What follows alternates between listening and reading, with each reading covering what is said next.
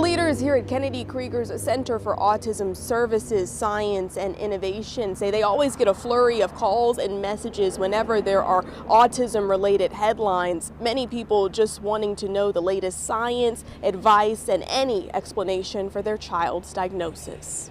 Whatever we put out there can cause a lot of panic and a lot of distress for families because most families want to do what's best for their child. And I think grapple frequently with a lot of guilt and anxiety about their child's diagnosis. Dr. Stephanie Morris expects calls, emails, and messages to start rolling in Tuesday after the Trump administration's announcement linking Tylenol use during pregnancy to autism. We know that right now there really is not a lot of good evidence that everyday use, like Tylenol, when used appropriately, are major drivers of autism. And so right now, the professional recommendation is that mothers can continue to use acetaminophen. Dr. Morris says there are a number of studies that have found that women who take Tylenol or acetaminophen for long stretches during pregnancy may have children with a slightly higher risk of autism or ADHD, but she says it's important to look at all the factors. When researchers have actually looked at siblings, one who was exposed to long-term use of acetaminophen during pregnancy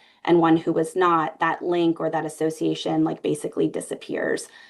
Which suggests that family or other health factors during pregnancy and not the medicine might actually be the driving association. We know that there are some environmental factors that play a role, but they're much less common contributors than to genetics. And Dr. Morris says that's what she tells families when they call with questions to guide them and ease their concern. We have an idea of what causes most cases of autism. We know that it's a strongly genetic condition.